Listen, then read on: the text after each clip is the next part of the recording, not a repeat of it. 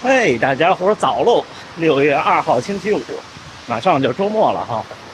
今天是我最后一个训练日，轻松跑了。昨天强度不小，下雨了，下了一宿。今天还要下一天，还不小呢。这一段有连廊，所以咱们先这一段录。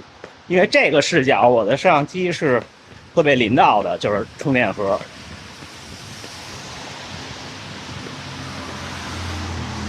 今天回评论啊，又准备了。昨天忘跟大家说了，但是应该大家都知道，就慢跑，跑的强度低一点。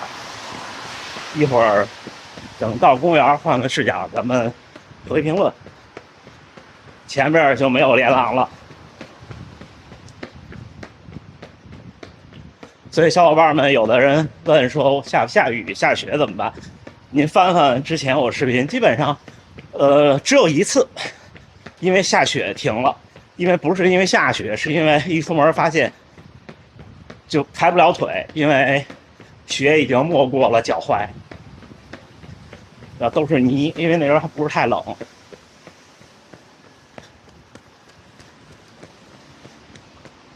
那是第一次，早上出门就又回去了，但是白天去跑步了。其他的时候大雨大雪都没停过。行，那咱一会儿聊啊，加油干！哎，大家看，这么大的雨还是有在跑步的。这右边那小伙老看见他，人家给我打招呼呢，我挥手了啊，是在右边，你们看不见。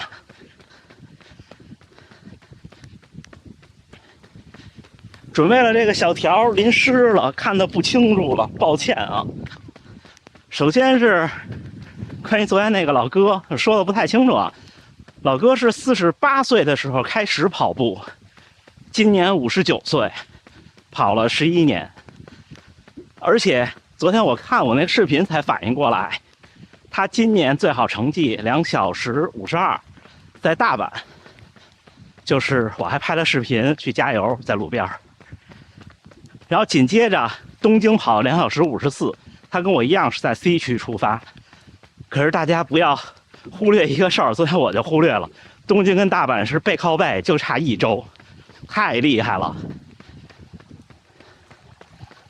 他昨天还给我看他的大阪马拉松的成绩证书，他这个成绩在他的年龄组才排13名，这个我没想到，这成绩我觉得大多数比赛都站台了，年龄组。对吧？当然年龄组不站台，但是有的有奖了，厉害厉害。然后他说的那个5、6公里那种比赛，昨天我也看了看。最厉害的一组，这都是可能是业余精英或者是半职业。最厉害的一组，他是分组出发，因为场地赛嘛。第一名是14分多，这前10名都在15分以内。你看这女性跑者，那真的是，我要去的话，我觉得现在我的能力啊，勉强可以进17分钟。第二组的话，我就能排在中游了。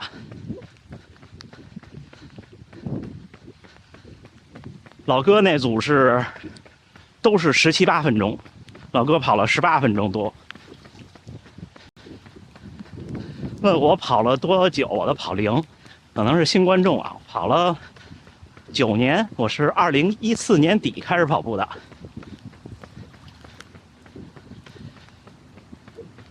一个初3的小朋友，16岁，问我跑量到多少，半程马拉松可以跑进2小时。16岁，其实我不建议您跑半程马拉松，除非您要走专业路线，否则真的不建议。年龄太小了，尤其是男孩子。您现在的情况就是柔韧有余，刚性不足，跑太多长距离对软组织、韧带的损耗，还有关节的损耗要比成年人大，不建议跑太长。我给您的建议就是单次的训练不要超过14公里，不要追求跑量，可以先跑速度，跑短距离的，比方说10公里。以10公里的成绩为目标，可能合适一些。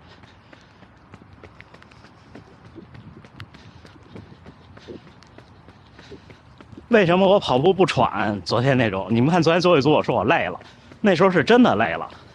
但是我说那累可能和初跑者的累不一样，因为我经历过初跑者那阶段，就是喘不上气来嘛，对吧？心肺先不行。但是其实往后跑不是这样的，越往后跑越是就没劲儿了，或者没力量了，或者肌肉不行了。但是心肺还是有余地的。就是你看我心率到180，其实我也不喘。我希望它能更快，但是年龄到了，快不了了。就是这样。所以下一个问题是关于为什么不看心率看功率？首先功率测得准啊，目前最准的就是脚上的这个 Stride， 其他手表算出来的，都差不太多，它都是计算。为什么看功率呢？这就跟以前我老说，其实您还是应该关注于配速，因为你最终的目标是要完成比赛，你是要比方说5公里进20，或者半马进2小时这种，那你关注心率没意义啊，对吧？你相信我，如果您是健康的成年人，不管男性女性，都不会把自己跑死的，就是那个概率小到可以忽略。就像您不会去坐航班之前过分的考虑空难一样，对不对？这是不成熟的小观点啊。而且你想让心肺系统变强大，就是要给它压力。如果你总不给它压力，它变强大的就太慢了。一个小伙伴问左右平衡，慢跑的时候是一个数，快跑是一个数，这正常。因为你需要的力量强度不一样，然后肌肉的反应能力也不一样，这个东西说实话没办法主观改变。如果在5%以内，如果差特多，那说明您本身有问题，您就能发现了。你比方说你48%、52%这种，你就完全不用管它，而且谁也不保证记录是准确的，对不对？课表怎么来的，或者说怎么设置到手机或者手表里，这不同的手表有不同的办法，大家看说明书就行了。就设置好课表，然后它会提醒你，然后该停了，该快了，该慢了。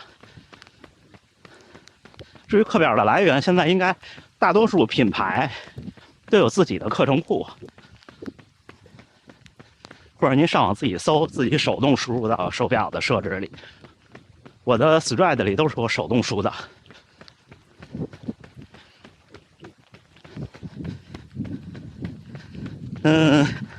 小腿内侧按着疼怎么办？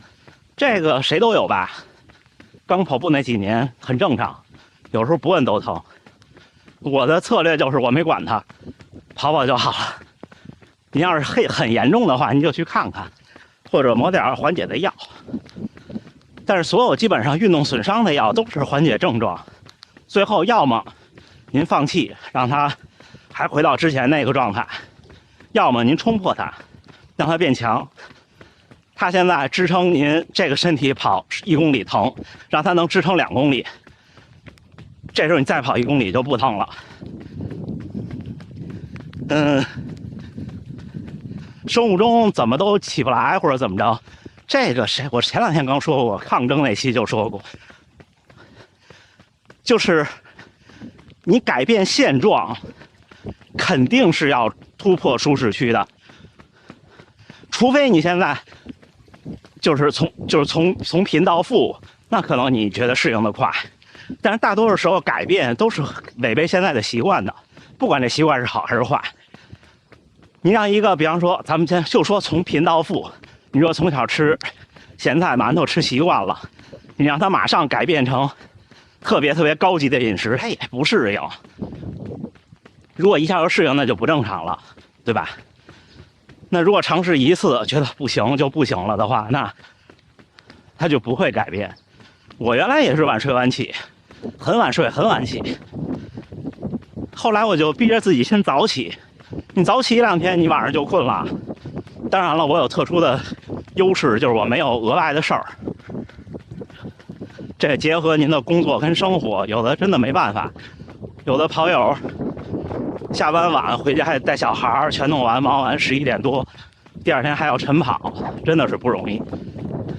然后至于生活视频那期，这边其实我个人感觉买菜做饭和简单的外出就餐就是正常饮食，基本上跟我在北京的时候差不多，甚至有的东西要比在北京还稍微便宜点。北京其实挺贵的，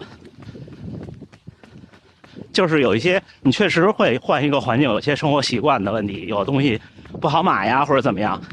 但是我还是坚持我刚才那观点，就是要么人适应环境，要么你就不选择这个环境就是了。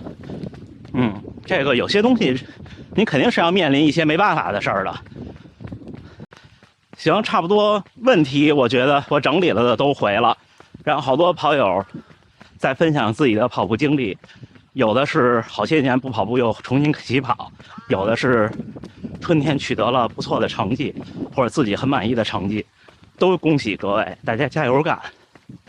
像这种雨天跑跑还是挺舒服的，就是身上都湿透了。我再折返一圈就回，今天跑个10多公里。看老哥那大步子，刚才我其实挺羡慕人家的，我还在努力中，加油干，加油干！哎，6月2号星期五清晨7点02，训练结束啊，13公里，跑得慢，5分08的配速，平均心率139，步频196，功率197。